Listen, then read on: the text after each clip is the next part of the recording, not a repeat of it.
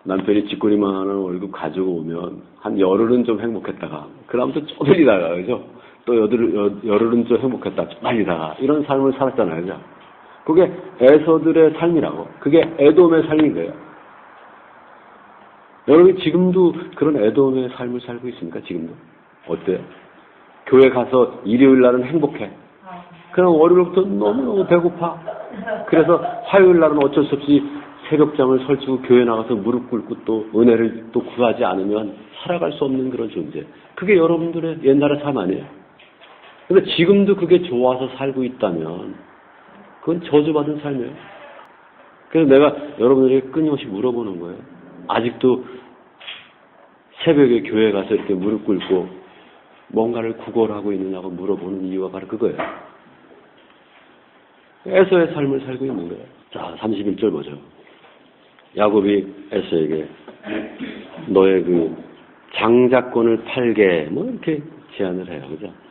그거에 대해서 에서가 장자권이 내가 좀 죽게 생겼는데 장자권이 뭔 개수야 하면서 이제 알았어 하고 이제 그 오파에 응해요. 그죠? 그러니까 33절에 야곱이 그럼 맹서해. 맹서를 하고 장자권을 팔아버리죠. 그죠? 모세가 지금 우리에게 이 야곱이라는 존재하고 그 에서라는 존재를 서로 지금 대비해서 설명하고 있는 거예요. 그러니까 에서라는 존재는 들의 존재, 에서라는 존재는 겉사람. 항상 뭔가 그 육체의 생명력으로 자기 자신을 채우지 않으면 항상 배고픈 존재. 그리고 야곱은 속사람, 그리고 안에 거하는 사람, 그리고 뭔가 믿음으로 그 생명력을 자꾸 만들어내는 그런 존재. 이렇게 대비해서 설명을 하고 있는 거예요.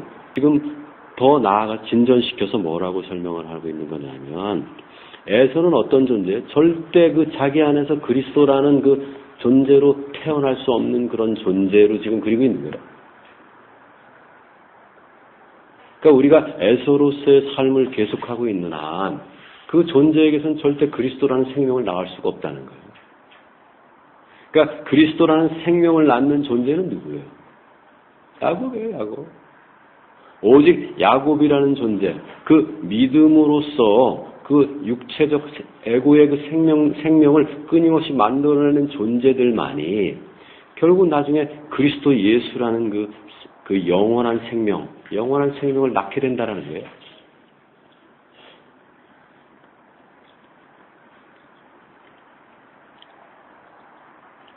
그래서 결국은 이 딜의 결과로 에서는 뭘 갖게 돼요?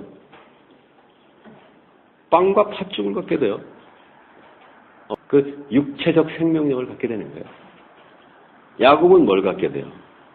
그 영원한 생명에 대한 소망을 갖게 되는 거예요. 에서로 살아갔을 때하고 지금 야곱으로 살아가든지 혹은 그리스도로 살아가는 때의 삶을 비교해보면 세 가지가 딱 구분이 돼요. 근데 여러분들은 지금 에서로 살고 있습니까? 야곱으로 살고 있습니까? 아니면 이스라엘로 살고 있습니까? 이스라엘은 그리스도를 말해요. 야곱은 에고로서 자기 안으로 기어들어가서 믿음으로 전진하는 존재를 말해요. 그래서 소망을 현재의 그 빵과 그 현재의 그 피, 여기서 팥죽은 피를 상징해 사실은 생명을 상징하는 거야. 그러니까 자기의 살과 자기의 피를 누구에게 끊임없이 넘겨주면서 자기 안에서 그리스도의 부활을 기다리는 존재를 말해요. 야곱은. 그래서 마침내 그 그리스도로서 거듭난 존재, 그 존재를 이스라엘이라고 하는 거예요. 그래서 나중에 야곱의 이름이 이스라엘로 바뀌는 거예요. 그러니까 여러분은 지금 뭘로 살고 있습니까? 에서로 살고 있습니까? 야곱으로 살고 있습니까? 이스라엘로 살고 있습니까? 어떤 것 같아요? 왔다 갔다 하면 안 돼요. 에서로 사는 존재는 주변 사람들에게 고통을 준다고 항상. 굉장히 고통을 줘. 여러분들의 그 빵과 여러분들의 피, 이걸 누구에게 사기치든, 강제로 주든, 강제로 줄 수는 없겠지, 그죠? 기꺼이 넘겨주는 그런 야곱들로 살거나, 그죠? 아니면 그리스도로 살거나, 삶의 양식은 비슷해. 이스라엘로 산다라는 건 둘의 존재가 아니라 하나의 존재로 살아간다는 거거든. 이스라엘로 살아간다는 거. 그러니까 지금 야곱은 지금 에서를 상대로 사기를 치고 있잖아. 그죠? 근데 이 이스라엘로 살아간다라는 건 사실은 사기칠 필요가 없다고. 그냥 기꺼이 주는 거야. 기꺼이 주는 거야. 자, 이렇게 이제 아브라함의 손자들에 대한 설명을 해놓고 26장으로 넘어가요, 이제. 그래서 26장부터 이제 이삭의 똘레다가 이제 본격적으로 시작되는 거예요. 자, 26장은 보던 그런 내용하고 상당히 유사하죠, 그죠? 또 다른 또 은혜가 있을 거예요. 자, 26장 한번 읽어볼까요? 이 스토리는 20장의 스토리하고 상당히 좀 유사하죠. 그 스토리가 그 스토리라고 이걸 간주해서 그냥 넘어가면 안 되고, 연관관계는 있어요. 이삭이 게라르 지방에 가게 된 이유하고 연관이 돼 있어요. 지금 1절에 첫 번째 가뭄에 대해서 설명을 하고 두 번째 가뭄을 설명을 하는데, 첫 번째 가뭄은 언제 있었죠? 아브라함이 가나안 땅에 들어와서 첫 번째 가뭄이 있었잖아요. 그래서 그 첫 번째 가뭄이 들었을 때는 어디로 갔어요? 애굽으로 갔잖아요. 그죠? 그 다음에 두 번째 가뭄이에요. 이번 가뭄이. 애굽으로 간 사건은 이제 12장에 기록을 해놨고, 아브라함이 게라르에 갔던 거는 20장에 또 기록을 해놨잖아요. 그죠? 이 가뭄 때문에 간 건 아니죠. 그죠? 그때는 왜 갔는지에 대한 건 설명을 안 해놨어요. 근데 우리는 사실 그걸 다 설명을 했었죠. 그죠? 그 복음을 전해주러 갔던 거예요. 아브라함이.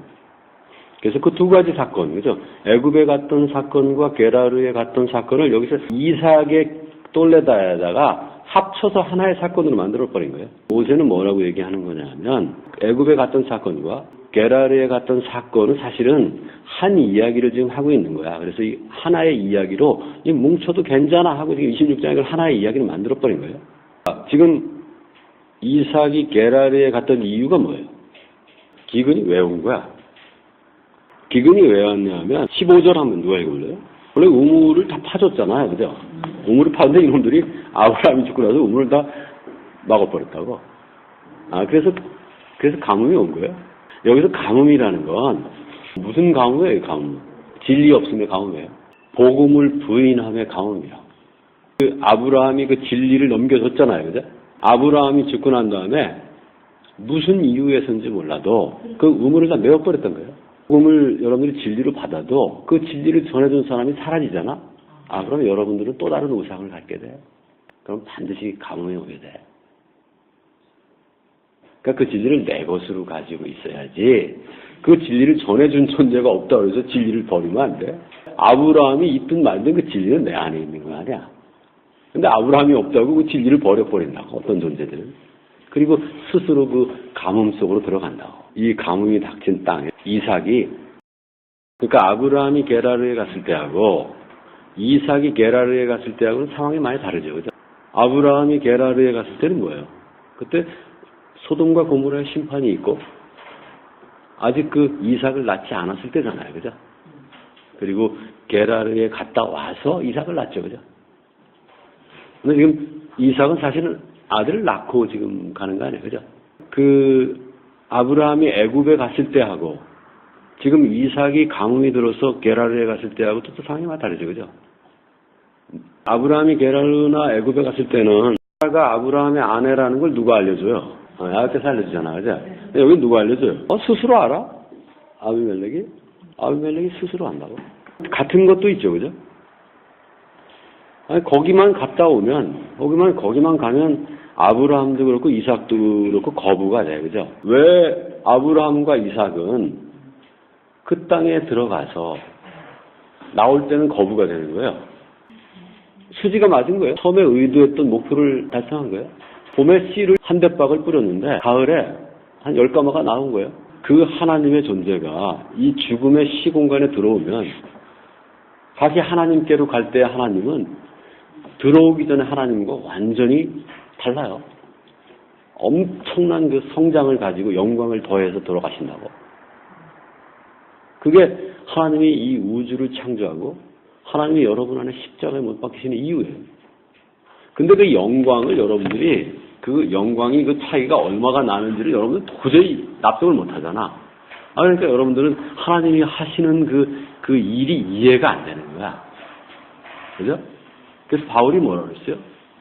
그 영광을 비교할 수 없는 영광이라고 바울은 얘기를 했다고. 그러니까 바울은 그 영광을 본 거예요. 네? 바울은 삼층천에 가서 말할 수 없는 그 영광을 봤다고. 그러니까 여러분들이 죽음의 시공간에 들어와서 고난을 겪고 하는 그것과 여러분들이 나중에 그 갖게 되는 그 영광은 비교할 수조차도 없다고. 근데 여러분들 그런 거에 대한 소망도 없고 그에 대한 이해력이 떨어지니까 여러분들 삶의 의미, 여러분들이 갖고 있는 작은 고난, 그것을 그렇게 쉽게 무너지고 또 두려움 때문에 그 믿음으로 나가지 못하게 되는 거예요. 여기 보면 누이라고 얘기하잖아요. 사라가 아브라함의 누이인 건 맞잖아요. 그죠? 왜냐하면 이복 동생이니까 누이인 건 맞잖아. 근데 여기 리브가는 사실 누이는 아니지. 그러니까 조카지, 조카. 근데 이걸 모세는 구체어 누이라고 적어놨잖아요. 그죠? 왜 누이라고 적어놨겠어요? 성경의 저자는 뭐라고 얘기하는 거예요? 이게 누이가 그 누이가 아니라는 걸 얘기를 하잖아요. 그래서 우리가 지난번에 그 누이를 뭐라고 얘기를 했죠? 우리가 아브라함이 자기 자신을 그 애고들이 받아들이기 좋은 걸로도 설명을 했잖아요. 그죠? 그때하고 지금 또 달라진 게 그때는 받아요, 안 받아요? 그때는 받아요. 하고 해서 넘겨주니까 받잖아. 그죠? 근데 이 녀석은 받아요, 안 받아요? 안 받아. 똑똑해졌어, 이제. 안 속아. 진리를 걔네들이 받아들이기 좋게 해서 넘겨줘도 안 속아, 이제. 지금 이 아비멜렉과 옛날의 아비멜렉이나 옛날의 파라오하고는 뭐가 달라진 거예요? 이제 좀 더 현명해진 애고가 나타난 거니까. 애고로서의 그 삶의 어떤 그 여러 가지 기술, 경험, 이게 축적이 되면서 지혜가 늘어가는 걸 말해요. 어릴 때는 엄마가 맛은 없지만 몸에 좋은 걸 애들에게 넘겨주면 애들이 그냥 엉겹기를 받아 먹잖아. 그리고 엄마도 흐뭇하고 애들도 흐뭇하고 애는 무럭무럭 자라게 되지. 그러나 애들이 똑똑해지면 어떻게 해요? 맛없으면 안 먹지. 아무리 좋아도 맛없으면 안 먹어. 아무리 좋아도 선악을 판단해서 지한테 별로 좋지 않다고 생각하면 안 먹는다고. 좋은 학교에 비싼 학비를 벌써 집어넣어줘도 지가 가기 싫으면 안 가. 어디 가서 놀아?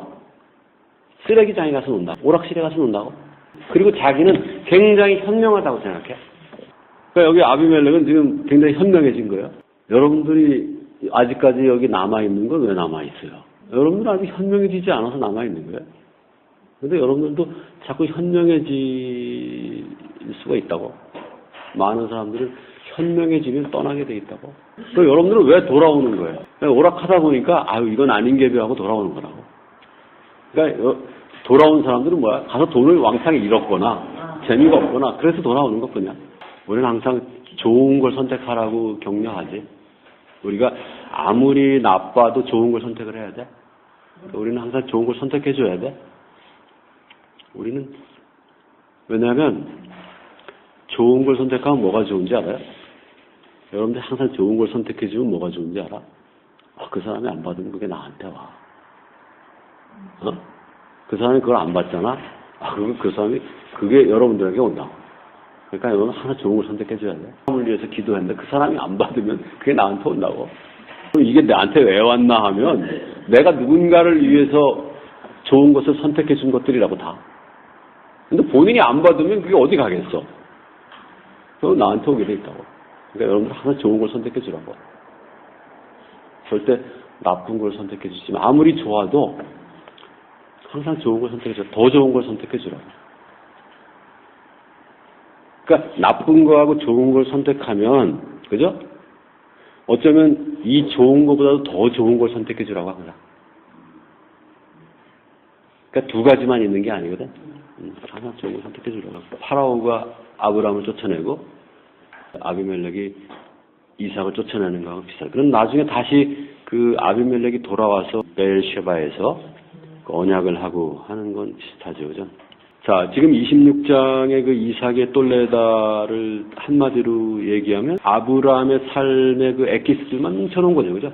쉽게 얘기하면 아브라함이 걸어갔던 길을 이삭이 걸어갔다라고 얘기하면 돼요. 그죠? 그러니까 이삭의 삶이라는 건 복사판이라고 봐도 돼요. 예수 그리스도의 삶도 이 삶의 복사판이에요. 여러분들의 삶도 이 삶의 복사판이 돼야 돼요. 예수가 걸어가고 아브라함이 걸어가고 지금 이삭이 걸어갔던 그 길은 어떤 길이에요? 뭐 어떤 그 신파조의 목사들은 그걸 뭐 고난의 길 뭐 이렇게 얘기를 하는데 너무 그 이모셔널한 거고 우리는 이모셔널할 필요는 없어요. 왜냐하면 거부가 되잖아. 이모셔널하기만 하면 거부가 될 수가 없다고. 그러니까 이거는 그냥 전략적인 거예요. 처음부터 그렇게 전략적으로 선택을 하는 거예요. 그러니까 하나님이 추호도 뭐 실수로 여러분들 안에 십자가에 못 박히고 뭐 그런 게 아니라고. 처음부터 전략적으로 그렇게 하시는 거라고. 전략이라는 건 뭐예요? 여러분들 전략적이라고 하니까 좀 낯설 것 같다. 전략이라는 건 뭐야? 전략하면부터 목표가 나와야 돼요. 처음부터 목표를 염두에 두고 시작하는 거예요. 그러니까 목표 없이 하나님은 절대 움직이시지 않는다고. 그러니까 하나님이 뭐 창조를 실수해서 인간이 타락했고 뭐 그래서 하나님이 구원 이게 아니라니까. 하나님은 처음부터 목표를 가지고 계획을 가지고 전략적으로 움직이시는 거예요. 그러니까 여러분들도 항상 전략적으로 움직여야 된다고. 그건 목표로부터 출발하는 거예요, 항상. 그러니까 목표 없이 움직이는 거, 그거는 아무 의미가 없다고. 전략적으로 움직이시는 그리스도가 걸어갔고, 지금 이삭이 걸어가고 있는 이 삶, 그리고 야곱이 걸어가는 그런 삶, 그런 삶을 우리는 뭐라고 그래요? 그것이 하나님의 아들들이 살아가는 방식이에요. 그러니까 하나님의 아들이라고 하는 존재들은 다 이런 삶을 살게 돼 있다고. 1절을 볼까요? 가뭄이라는 게 뭐예요? 이 가뭄, 그 가뭄으로 이야기를 만들고 있지만 모세가 우리에게 설명하려는 건 뭐예요? 하나님의 부재를 말해요. 진리의 부재를 말해요. 그 생명, 영원한 생명이 없는 그 광야의 삶을 말해요. 그 광야의 삶에 누가 오시는 거예요? 하나님의 아들이 오시는 거예요. 감각적 존재로 그 황무지에서 항상 헉헉대면서 누구에게 이것저것 사정해 가면서 사는 존재들에게 그 진리의 길을 전하기 위해서 하나님의 아들이 들어오시는 거예요. 그러니까 지금 이삭이 게라르 지방에 가는 거와 하나님의 아들인 예수 그리스도가 이 땅에 오시는 거하고 똑같은 거예요. 하나도 다른 게 없다고. 그러니까 이 복음, 그리스도가 2000년 전에 오셔서 전한 복음은 이미 창세로부터 시작된 복음이에요. 창세기는 그 자체로 완전한 복음인 거예요. 아브라함이 썼던 그 복음을 이삭이 다시 이삭 자신의 똘레다로 써내려가지 않으면 안 되는 이유가 이제 1절에도 나타나 있다고. 그러니까 아브라함이 겪었던 가뭄은 첫 번째 가뭄이었지만 지금 두 번째 가뭄이 온 거예요. 근데 또 세 번째 가뭄이 또 오죠. 창세기에 보면. 어디서 와요? 그 땅에 가뭄이 되잖아요. 그죠? 그래서 그때 누구를 보내요? 그때는. 요셉을 보내는 거예요. 그 구원자로서 요셉을 보내는 거예요. 그럼 요셉이 가서 한 게 뭐예요? 진리를 전해준 거예요. 요셉이. 그러니까 거기에는 또 요셉이라는 인물이 등장하네요. 요셉은 뭐예요? 그럼 또? 그것도 하나님의 아들이에요. 그러니까 하나님의 아들들이 이름을 자꾸 바꿔가면서 어두운 이 무덤 속에 그 빛의 존재로, 생명의 존재로 계속 오시는 거예요. 그래서 2000년 전에도 유대 땅에 예수라는 존재가 온 거예요. 그럼 여러분 안에 그 무덤 가운데 누가 오시는 거예요, 항상? 그 하나님 오시는 거예요. 그러니까 그 복음을 여러분 자신의 이야기로 받아들이면 사실은 성경을 계속 반복해서 이렇게 창세기부터 요한계시록까지 읽을 필요도 없다고. 그냥 창세기만 읽어도 완전히 충분하다고. 그냥 창세기만 읽어도 완전히 충분하다고. 그렇게 진리로서 받아들이기만 하면 에고들이 그걸 진리로 받아들이질 않고 그냥 그걸 하나의 이야기로서 계속 받아들이니까 결국 성경은 이렇게 두터워진 거예요. 마태복음이나 창세기나 전혀 어떤 것이 모자르다고 할 수 없을 만큼 완전한 진리를 담고 있다고. 자, 이제 그 가뭄에 지금 이삭이 하나님의 명령을 받들고 지금 들어오는 거예요. 2절에 보면 이제 야훼께서 이삭에게 뭐라고 했냐면 애굽으로 가지 말고 내가 너에게 얘기할 땅에 거하라. 뭐 이렇게 돼 있어요. 그죠? 그러니까 지금 아브라함, 이삭에게 야훼께서 한 2번 나타났던 것 같아요. 그러니까 첫 번째는 애굽으로 가지 말고 내가 너에게 어떤 땅을 지시할 텐데 그 땅에 머물러라라는 그 지시를 했던 것 같고 3절에 가면 이 땅에 머물러라라는 그 지시를 해요. 그죠? 이 땅에. 그래서 2번의 그 지시가 있었던 것 같아요. 근데 3절에 보면 야훼께서 이삭에게 얘기하는 거 너는 이 땅에 머물러라. 내가 너와 함께 하겠고 너를 복 줄 거야. 그리고 너와 내 씨에게 여기 나라를 준다는데 나라가 아니라 사실 땅이에요. 땅이에요. 이 땅을 줄 거고 그리고 여기 그 이루리라 perform이라고 되어 있는 건 사실 perform은 킹제임스 번역자가 만든 거고 사실은 세운다는 뜻이에요. 너의 아비 아브라함에게 맹세했던 그 언약을 세울 거야 이런 뜻이에요. 그러니까 너하고 다시 언약할 거야. 아브라함과 언약했던 것처럼 네가 지금 그 죽음의 땅으로 들어가잖아. 근데 죽음의 땅으로 들어가는 너, 아브라함에게 언약했던 그 똑같은 언약을, 그래서 그 아브라함이 그 언약을 믿고 죽음의 땅에 들어가잖아요. 그죠? 지금 이삭에게 똑같이 네가 다시 그 죽음의 땅으로 들어가기 전에 아브라함에게 내가 전에 했던 언약을 너에게도 똑같이 할 거야 이런 뜻이에요. 땅과 그리스도와 에고와 이 사이의 관계를 이제 이렇게 서로 연결하고 건너뛰는데 그렇게 이제 어색하지는 않을 거예요. 이제 이거 가지고 이제 걸려 넘어지지는 않을 거예요. 그래서 이 땅을 뭐 팔레스타인 땅으로 이해하지는 않을 거라고 봐요. 그죠? 그리고 이 땅이 여러분의 육체와 다른 거라고 생각하지는 않을 거라고 봐요. 그리고 이 땅이 여러분들의 삶의 터전과 다르지 않을 거라는 걸 여러분들이 이해하리라고 봐요, 이제. 그래서 이 세 가지를 여러분들이 이제 전부 하나로서 이해할 수 있는 수준이 될 거라고 봐요.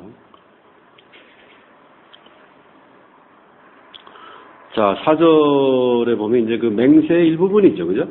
그 언약의 일부분을 이제 써놨는데, 이제 별과 같이 내 씨가 번성하고, 그죠? 이 땅들을 내 씨에게 주고, 그리고 내 씨 안에서 이 땅에, 그 땅의 모든 백성들이 복을 받고, 자, 이거가 이제 언약의 내용이잖아요. 그죠? 자, 이렇게, 이것도 역시 똑같이 이해할 수 있겠죠. 그죠? 그죠? 그냥 이 땅은 뭘 품고 있는 거예요? 모든 인간들을 품고 있는 땅이에요. 그죠? 그죠? 그리고 그 씨는 뭐예요? 그 땅이죠. 그죠? 그죠? 이 씨앗이 땅에 묻히는 걸로 돼 있지만, 이 씨와 땅은 두 개가 아니고 서로 하나죠. 그죠? 그죠? 자, 그리고 그 이유로서 5절에 뭐라고 써놨냐면, 아브라함의 하나의 이제 이유가 돼요. 근거가 돼요. 그래서 아브라함이 내 목소리를 순종했고, 5절을 읽으면, 여러분들은 이게 마음이 좀 가벼워집니까? 아니면 마음이 좀 무거워집니까? 갑자기. 그러니까 모든 그 하나님의 복, 하나님의 축복을 5절에다 조건을 달아놨잖아요. 그죠? 그럼 여러분들 갑자기 이거 상당히 난코스라는 생각이 좀 들죠. 그죠? 내가 이 중에 하나는 걸려 넘어지겠지라고 생각하는 거 아니에요. 그죠? 그러면 여러분들은 그 복의 대상이 안 되잖아요. 그죠? 그러면 여러분들은 갑자기 이제 의기소침해지잖아. 그죠? 이거는 그냥 이삭에게 하는 맹서지 나에게 하는 맹서는 아니네라고 생각하게 되죠. 그죠? 그렇게 만약에 여러분들이 받아들이고 있다면 여러분들은 잘못 받아들이고 있는 거예요. 우리가 받아들인 것처럼 그렇게 받아들였을까요, 이삭은? 이걸 정확하게 이해하지 않고 이삭이 그 땅으로 들어갔을 거라고 우리는 보지는 않아요. 그럼 여러분들이 이걸 제대로 이해하지 못하면 여러분들은 그 아들의 길을 걸어갈 수는 없을 거 아니에요. 그죠? 자, 그러면 아브라함은 도대체 어떻게 했다는 거야? 쉽게 얘기하면. 그러니까 아브라함이 그 야훼의 목소리에 순종해서 모든 걸 다 지켰다는 거 아니에요. 그죠? 그럼 어떠한 존재가 다른 어떤 존재의 모든 것을 다 지킬 수 있다는 전제는 뭐예요? 동일한 존재일 때만 가능한 거예요. 그러니까 아브라함은 어떤 존재로 완성된 존재예요? 야훼로 다 완성된 존재였다는 걸 말해요. 그것이 아들이 끝까지 걸어간 그 결과를 말해요. 아들의 길을 걸어가서 아들의 길을 마치고 다시 아버지의 길로 돌아가는 존재는 뭐예요? 아버지인 거예요. 완전한 아버지인 거예요. 지금 이삭이 지금 아버지 아브라함의 길을 걸어가려고 하잖아요. 그죠? 그러니까 지금 하나님이 뭘 약속하는 거예요? 아브라함도 최종 목적지까지 도달했어. 그러니까 너도 그 최종 목적지에 도달할 수 있는 거야라는 걸 지금 보여주는 거예요. 그럼 지금 이삭은 안심하고 그 믿음을 가지고 걸어갈 수 있겠죠. 그죠? 그래서 6절의 결론이 뭐예요? 이삭이 게라르 땅에 거한 거예요. 그러니까 이삭은 이미 그 야훼의 그 약속을 믿고 게라르 땅에 들어가서 살고 있는 거예요. 그죠? 자, 오늘 여기까지 하고 나머지는 다음 주에 합시다.